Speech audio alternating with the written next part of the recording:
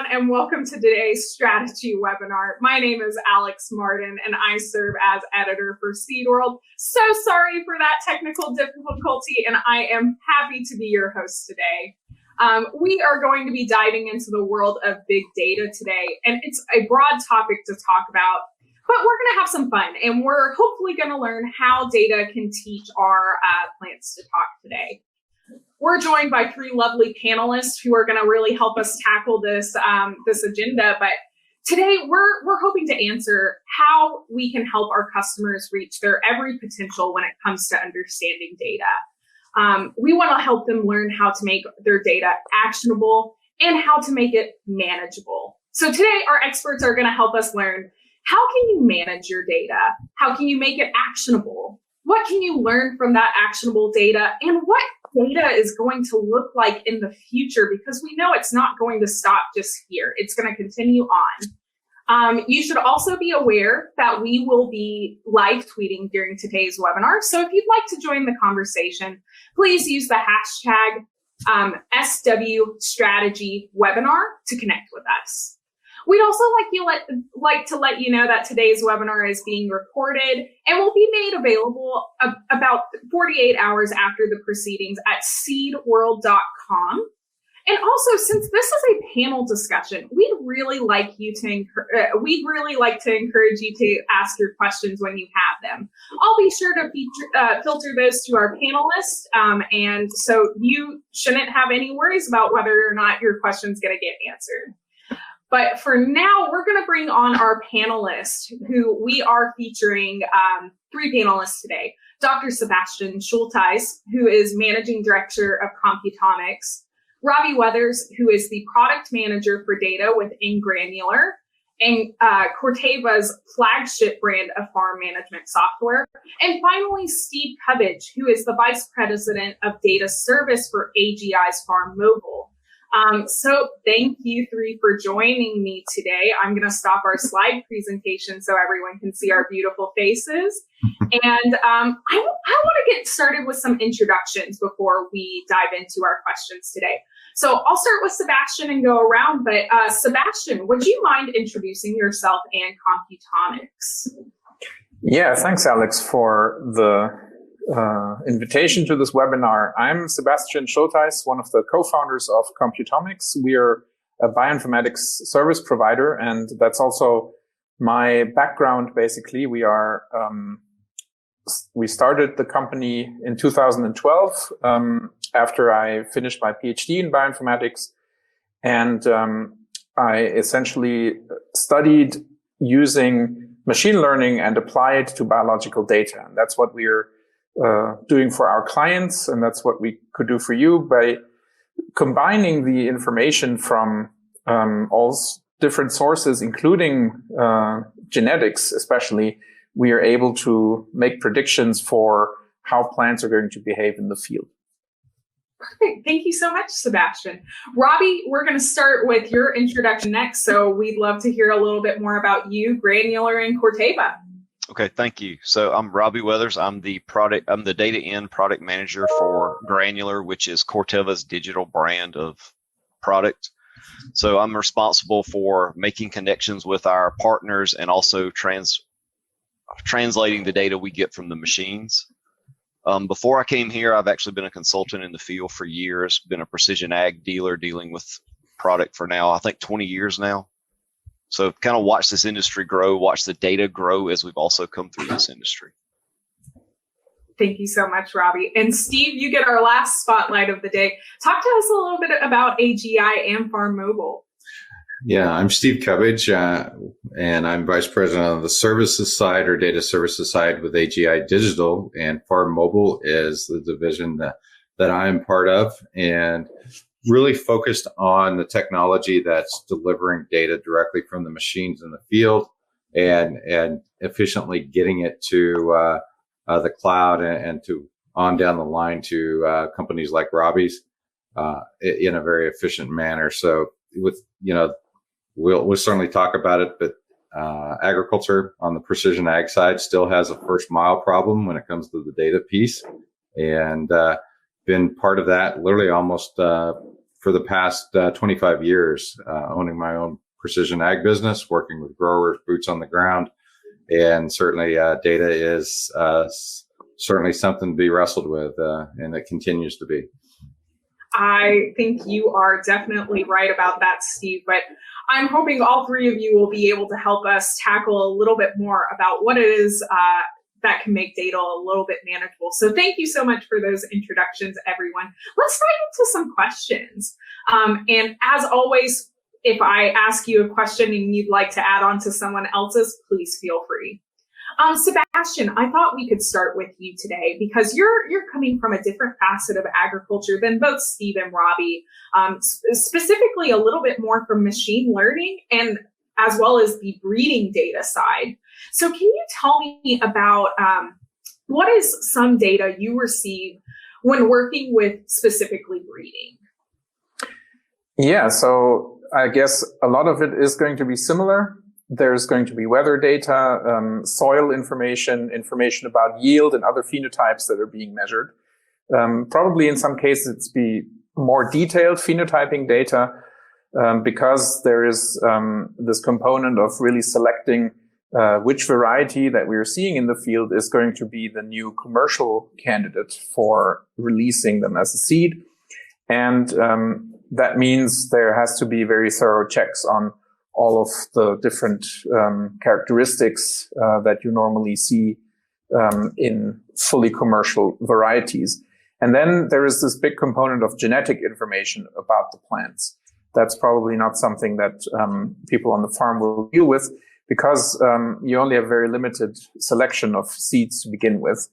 And the breeders usually also genotype their data. Does that mean they submit genetic markers, genetic information about the different varieties. And that's actually what we put in perspective together with the yield information to build a model of how plants react to certain environments. Fantastic. I think you kind of summarized my next question, but I'll ask it anyway. What do you think is the biggest learning point that breeders learn from this data? It sounds like it will be mostly concerned with how the seeds and the crops work with their environment. But do you see any other big learning points there? So our particular flavor of machine learning that we developed in-house, and that is a proprietary technology, is interpretable. So we can't only build models and figure out how plants are going to behave in the field, but we would also want to ask, why is that the case? And how do they really react to certain environments that have never been seen before? When we look at what typical development times are for new seed varieties, and we look at how climates have been changing, and maybe some extreme weather events are happening, we would like to know in some cases, how will a certain variety may perform under maybe much drier or much hotter conditions? And that's something that we can simulate. Of course, not to 100% accuracy, but much better than what statistical methods could do in the past. And this kind of interpretation is the additional information that we can learn from these data sets. That's really fun. Thank you so much, Sebastian. We'll be turning our side a little bit different to focus a little bit more on that farm side now. So I'd like to start with you, Steve. And I think this is going to be a really broad but really fun question for you to answer. Tell me how precision ag factors into data. What are all the key factors that we need to know about precision ag and data? Well, it's interesting. Precision ag almost literally got its start probably almost 30 years ago. I mean, I think it was somewhere in the early 90s that we actually had the first commercial yield monitor on combines. And truly that started kind of the precision ag movement, if you'd like to say. And so from a data perspective, a lot of times that yield data set is what everybody thinks about when they think about data on the precision ag side of things. And truthfully, we've had a little bit of a sophomore slump in the precision ag realm as far as just understanding, where do we go from here? What other data is important? And certainly, I think Robbie, certainly can back this up as far as just understanding that yield is important and that planting data is important, but there's now a much longer checklist that needs to be probably checked off that in some cases is not being done, and in most cases is not being done on a lot of farms from a digital standpoint. We're a long way from the digital acre, I think, at least universally. And but precision ag and the data side, literally, I think that's where precision ag got to start. Perfect. I might ask you to elaborate a little bit more on that and see what would your typical checklist be then for what to look for on farm when you're looking at your data services. Well, I think we've learned a little bit, or actually a lot, just here lately, as the data sets that the market is asking for now, and as this market translates into maybe even something beyond agronomy, into some of the sustainability space and the carbon space, asking for things like, tillage records, asking for things like more detailed agronomic and nutrient application records from a fertilizer standpoint. And even cover crop establishments, what crops were going in there, what practices were going. Pretty much any field activity that's taking place with a machine probably has an impact on the outcome at the end of the day, at the end of the year. I guess that makes a lot of sense. Robbie, I have the next question for you, and this should be pretty fun actually, because I think we talked about this earlier last week. But as product manager, do you happen to get a lot of questions from customers about data? And what's typically your most asked question when it comes to data? A lot of it is just people learning how to handle the different monitor types, how to get files in monitors, out of monitors, get them loaded into our system, because there is no standard in this industry.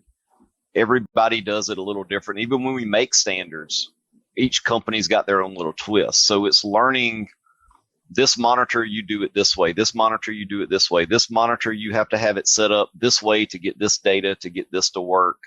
So a lot of it's just understanding what they're working with and what they're trying to pull data out of, and then how to take what they get from that machine into a system so they can start generating something from it. Yeah, no, that makes a lot of sense. And that's just a learning curve based on your area, your growers, what equipment they have, what you're working with, what they're collecting. So that's the biggest challenge. Okay. No, that makes a lot of sense. Now, when working with like different technologies and different monitors, do you think there's a lot of growth curve for our grower customers? Do you see that there needs to be a lot of different trainings and things like that for them? It depending on what they're trying to do, yes. So it depends on what all they're getting out of it, what all they're trying to get out of it. The growth curve really needs to start before they ever get to the field, before they ever put files in it. That's kind of where everybody misses this, is to make it work, you've got to lay the plan out. You've got to get everything set up before you get in the field, because if you get to the field with a file and try to make it work at that time, you've already lost the battle. Everybody's going to be frustrated trying to go. So if we're looking at getting this to work correctly, it all needs to be laid out before you ever get in the machine. To understand what you're working with, how to get data in, how to get data out, and how to record it properly. Perfect. Thank you so much, Robbie. I think that will actually lead in well to our next question, which is actually a question that I'm going to ask for all three of you. But I'll start with Steve, and I'll let each of you say your piece about it. But Steve, when there's a lot of data out there that Robbie just talked about, there's a lot of influx. You've mentioned that there was a huge checklist, and basically any machine you use on field is going to give you some sort of data that you have to keep up with. What's your recommendation for making that manageable on customers?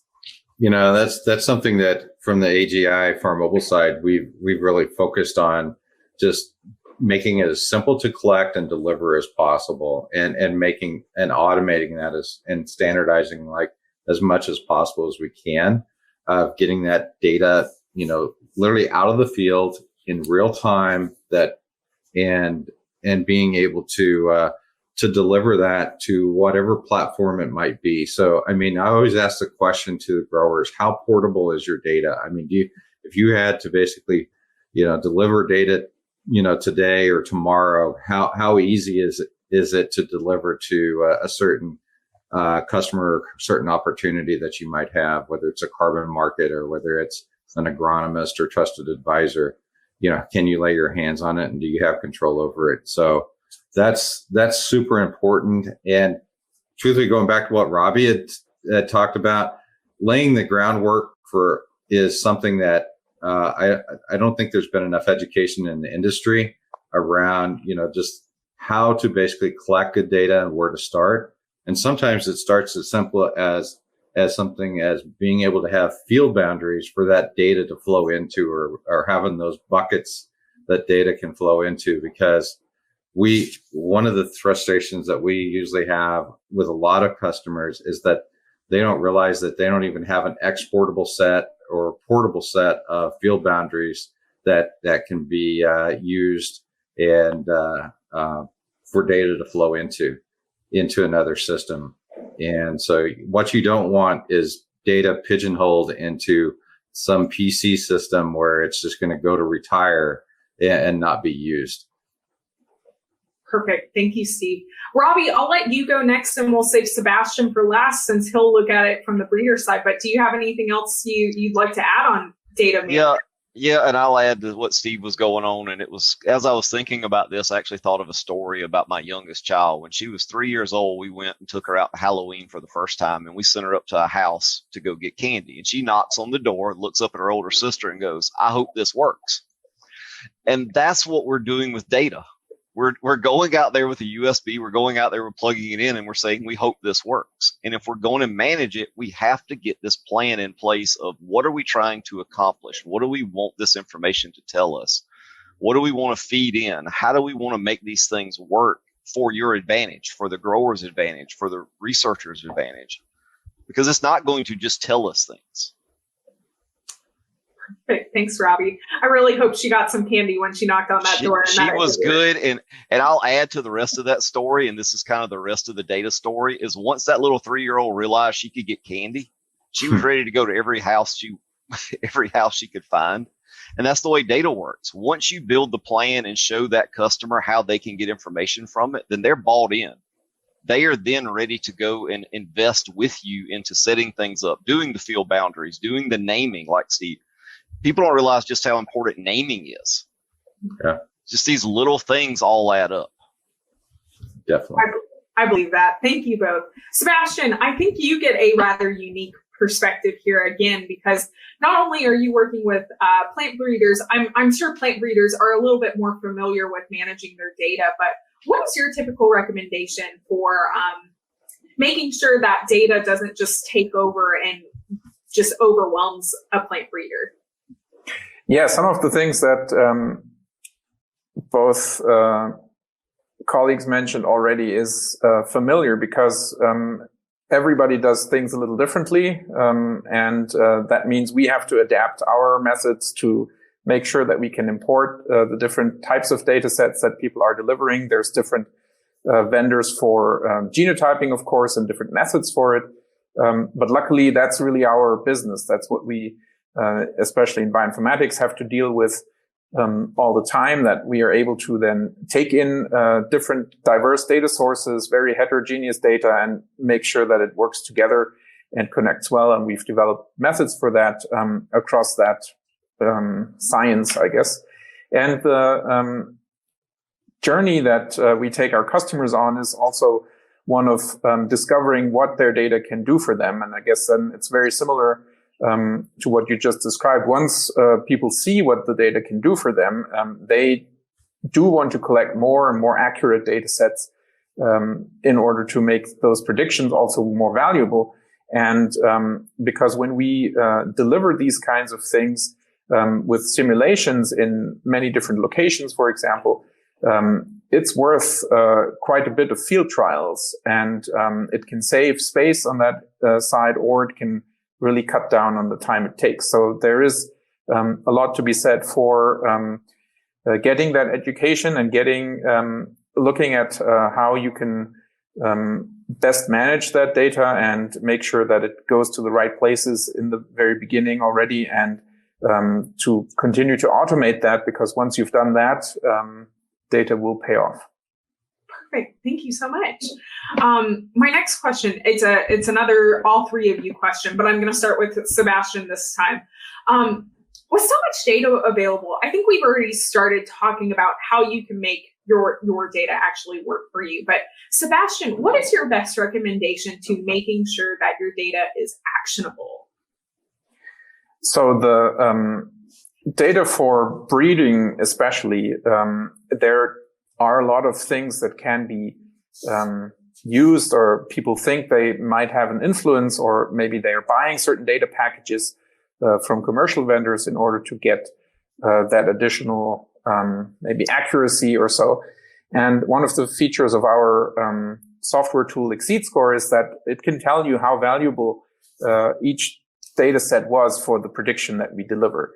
And that can then lead to a cost benefit analysis of was it worth getting the higher resolution data in the first place, and does it actually pay off? So that's how we then deliver, in addition to the actual prediction results, also an interpretation and look behind the scenes of how valuable each type of data was for the actual accuracy. Fantastic. Thank you so much, Sebastian. Robbie and Steve, I have the same question for you. I mean, I think you both might give a similar answer, but you probably both have different insights. So Robbie, I'll let you take the first stab at it, but what's the best way to make your data actionable so that you can learn something from it? You're going to get tired of me saying this, but it comes down to the plan. It just comes down to understanding, what am I working with? What monitor types am I working with? What am I trying to get from the data? How do I, like yield data Steve talks about is crucial. How do I calibrate it? How do I make sure it's accurate? How do I back check it? How do I make sure my equipment's set up in the best way possible? What are my speed inputs? Are my speed inputs correct? Are my measurements right? People don't realize that a lot of these machines rely on all these measurements. Get out the tape measure and pull them. Put them in correctly, because that's logging where things go in the ground. So it's all in the planning and the setup of what you're trying to learn from the data. What am I trying to get out of it, and making sure you get the machines to collect it the best way possible. Perfect. I don't think we could ever get tired of hearing about something that you think is that important to continue to talk about. So you're going to hear it about 4 more times today. Perfect. Steve, I'll give you the last spotlight for this question. What is your recommendation for making data actionable in the field? Well, I'll echo as far as what Robbie's saying. I mean, I like to ask growers a question as far as just, if data was your actual crop, that, what kind and how you manage your data. I mean, what kind of crop are you going to grow? I mean, you spend a lot of time, effort, and money trying to grow a physical crop, but if you don't put the same amount of effort in the data side, you're gonna grow a lousy crop. And certainly one of the things that I think is terribly important is the continuity of data. Unfortunately in agriculture, we just can't flip a switch and have a do-over or a mulligan, get a mulligan to collect data, because everything basically is calendar driven.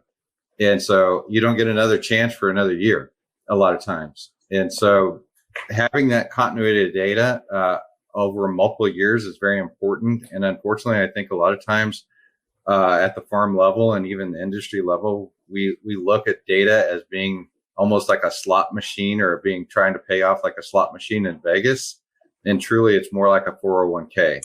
You have to basically make an investment in it and decide that it's important from a cost standpoint, because you have to factor in a cost of that. Otherwise, if you factor that cost against a bag of seed corn, it's pretty minimal. And to understand, going back to even Sebastian, understanding, that variety and those traits, and understanding how it works on your farm. If you don't have data, you're not going to find out. You're not going to have a good answer. So that's where we're at. Perfect. Thank you so much, Steve. Robbie, since you harped on it so many times, I'm going to come back to you, and we're going to talk about plant management, I think. Can you tell me what is the best way for helping customers set up realistic goals to know what they should pull from their data? Since we talked a lot about it all comes from planning. A lot of it is being willing to have that honest, open discussion with your customer to understand what they're trying to learn, and being able to assess with their equipment what they can learn, what can they do, because it's understanding what is capable in this operation in this year. So if they want to learn something, but they don't have equipment that's able to do it, then that's something you might as well not even try. So it's sitting down saying, okay, Mr. Grower, what do you want to learn? And then also understanding, can we put this in place? Can we build a plot? Or do you have, I've got some guys that are kitchen sink guys that want to learn about performance of fertility, but won't give me a check plot. So they've got to understand that we've got to put, if you want to learn this action item from this year, then we have to build it out, and we have to lay out plots. We have to do things in a certain way to learn this information. So that's what it starts with, is just having that conversation with your grower and seeing, okay, what things are important for them to learn this year. And I'd recommend keeping that to 2, 3 at the most, because the more you get, the more variables you get, the harder it is to pull through this stuff and interpret anything. Perfect. Thank you so much, Robbie.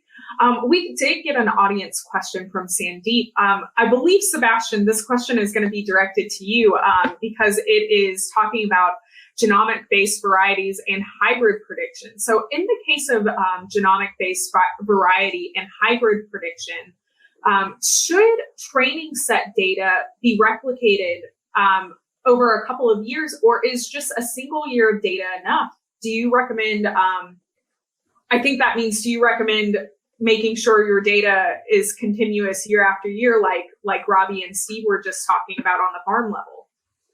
Yeah, and years play a big role in how phenotypes look like. And the same variety one year can look very different the next. And that means that it's such a big factor that we do need to usually observe several years.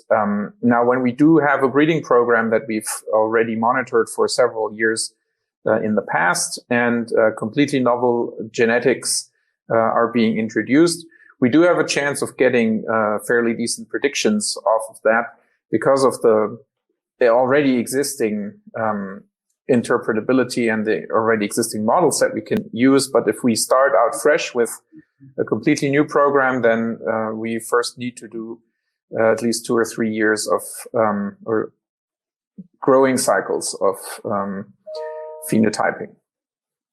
Perfect. Thank you so much, Sebastian. So it is all in the years of being able to make sure your data is accurate more than it sounds like you do need more than 1 year to be able at to least comparable. Yeah, it needs to be, you need to have several years in order to compare just the genetic effect of what you're seeing.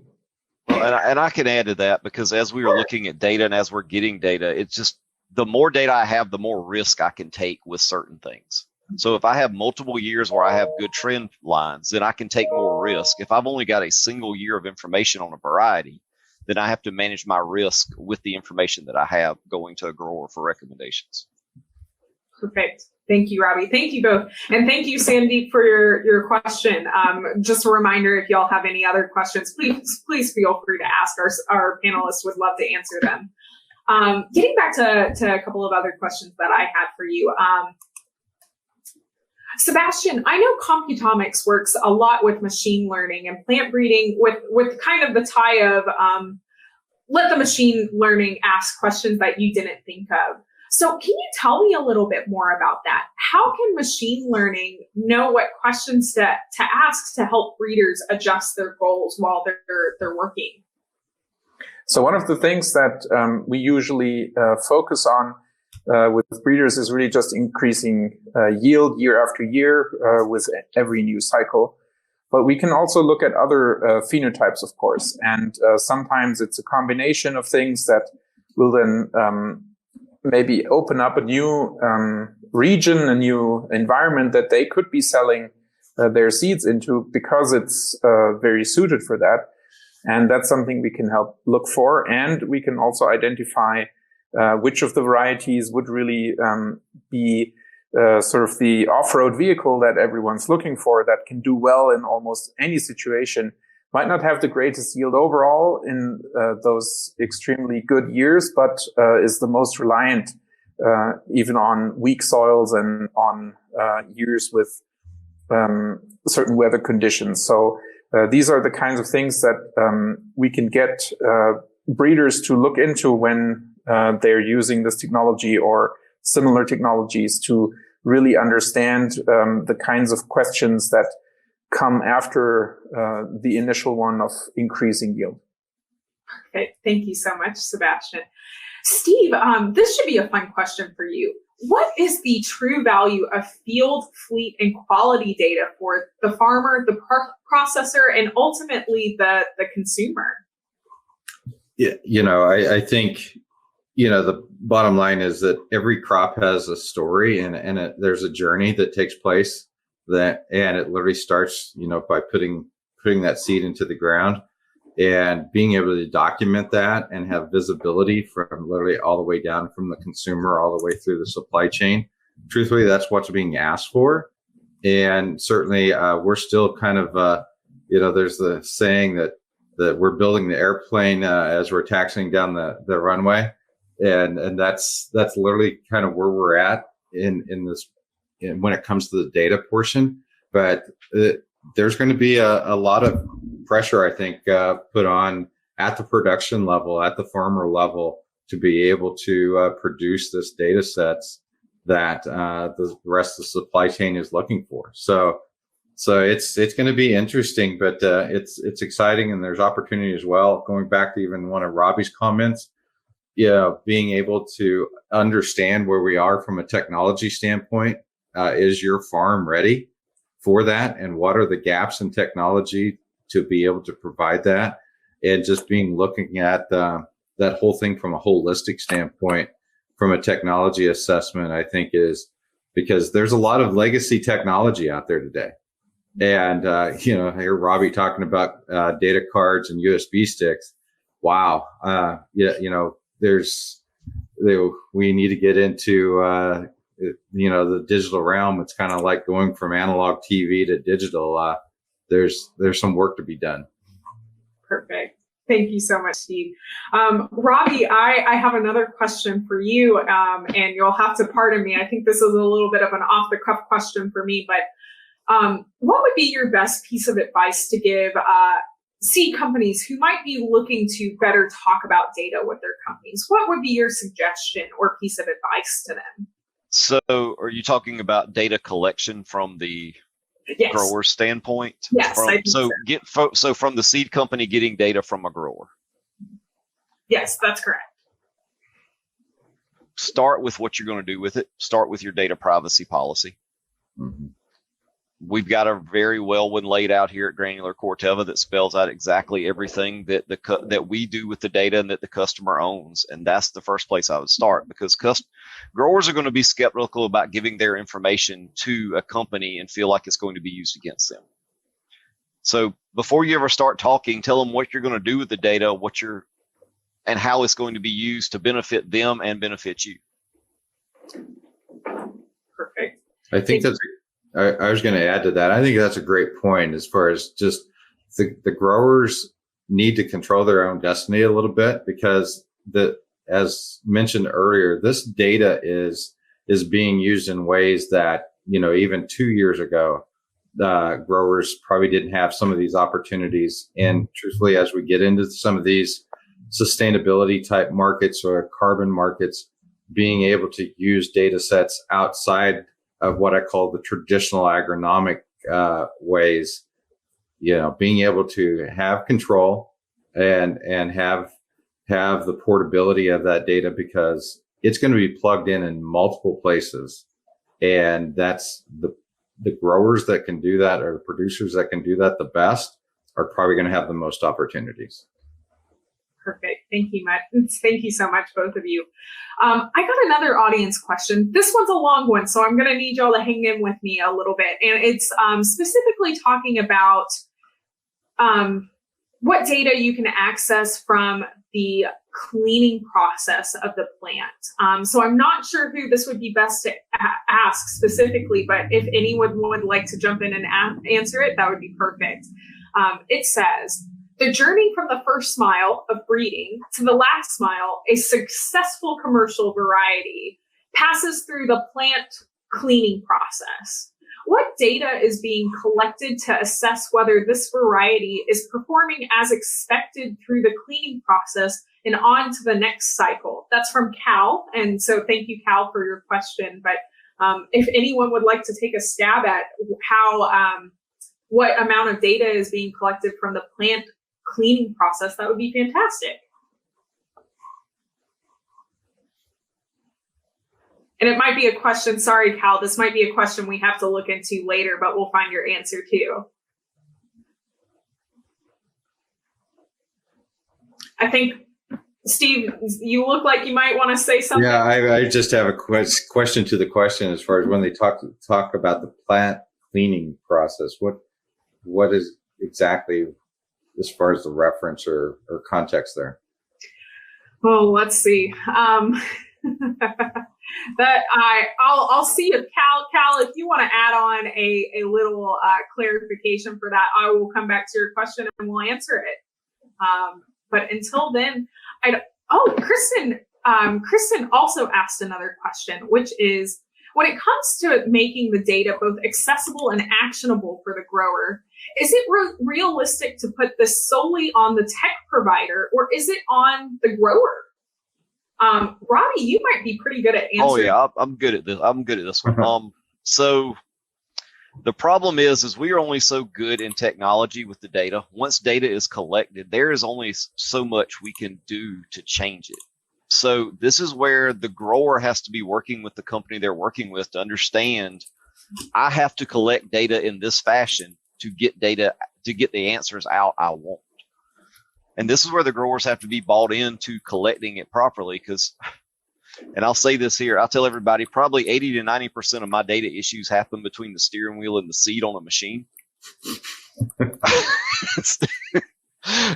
So that there's nothing we can do after the fact to fix bad data. So the grower has to be willing to buy in and put things in the monitor correctly, make sure the machine's set up correctly, make sure they're logging correctly.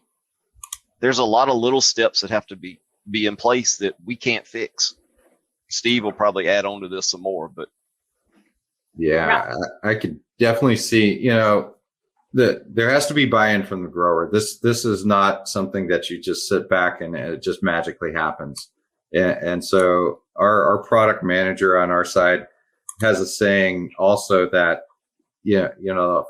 most of the time a farmer farms with a team, and that farmer isn't the only one touching that field a lot of times. So, I mean, that could be ag retail, it could be the seed, somebody scouting, everybody has to be bought in on that plan that Robbie talks about. So, it is very important, and there needs to be a focus on delivering good quality data, because otherwise its value is going to be diminished in the marketplace in probably more ways than we even realize, even today. So that's terribly important to get the growers on board, but also the growers get the rest of the team on board the bus as well.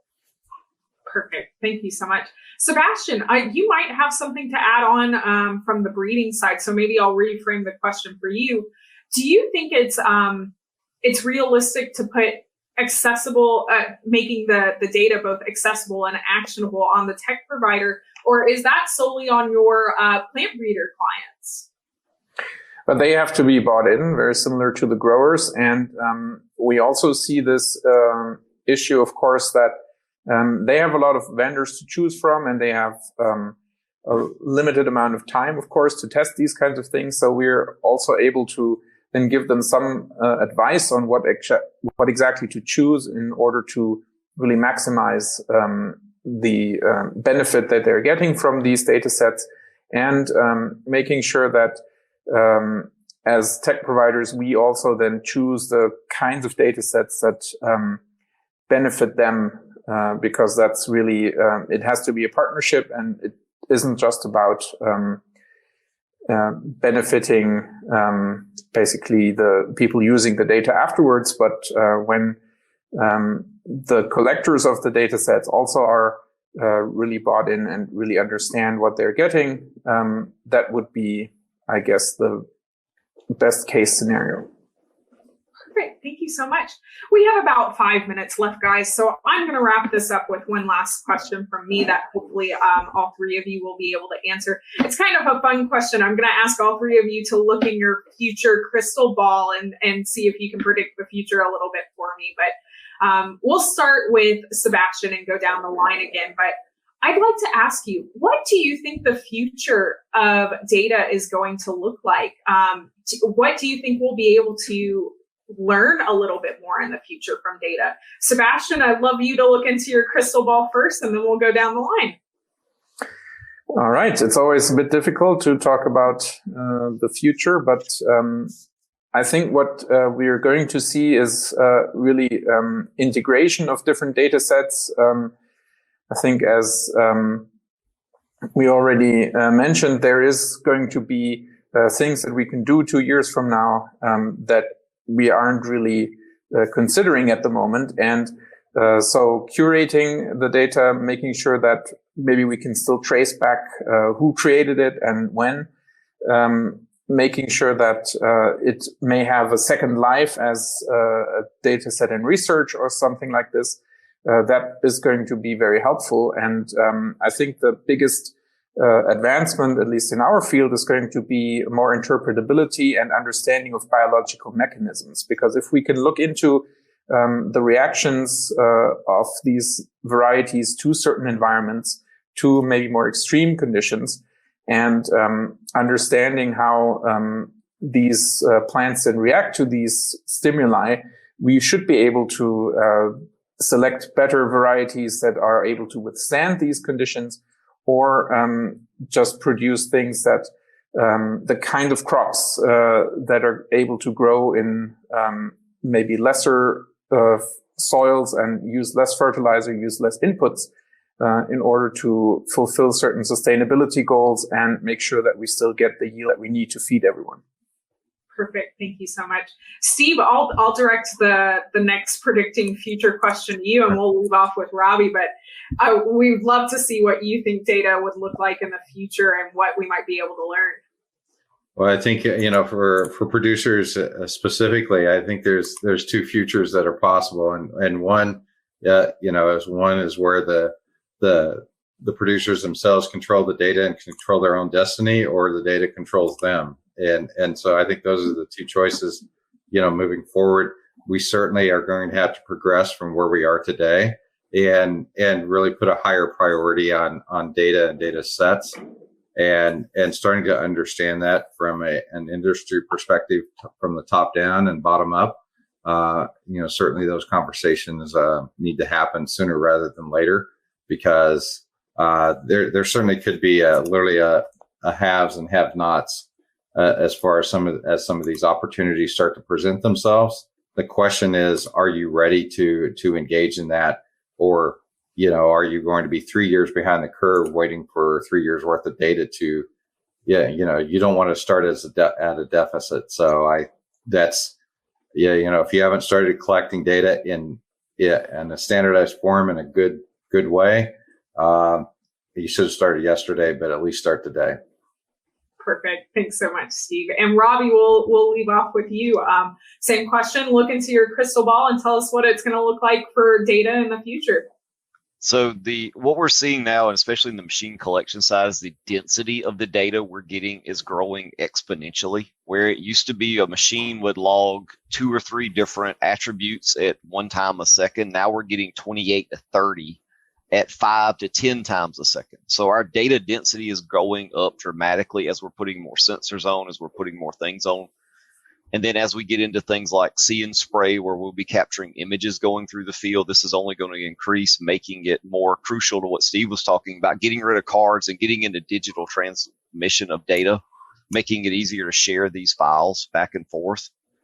The other thing we're seeing, though, with data, and Carbon's kind of helping bring this in, is this bringing in this holistic view of the field as we're looking at this whole biological system. And from an input standpoint as a company, we're looking at how can we look at the history of the field with crop models to help do things like predictive herbicides, predictive fungicides, instead of just looking at the field as an individual year, looking at this whole model and bringing in all the data we can to make it work best for the grower. Perfect. Thank you so much. Thank you so much to all three of you. That is just about all the time we have today. I see we're about a minute over, but I'd like to give a big thank you to all of our speakers one last time, and a big thank you to everyone in our audience who asked us questions, everyone who didn't ask us questions. We hope you learned something, and thank you for taking some time out of your lovely lunch break to join us on this webinar. We hope you found some information of value, and we hope you'll tune in again. Make sure to stay tuned. We'll be having another Seed World strategy webinar coming up in May, all about how to talk to your customer about being sustainable and how to build sustainable goals on farm, in your company, etc. It will be really fun, and we're really looking forward to it. Again, a recording of this webinar is going to be made available within the next 48 hours at seedworld.com. So be sure to look for that, and we hope you all have a fantastic day. This is Alex Martin of Seed World signing off. Take care, everyone.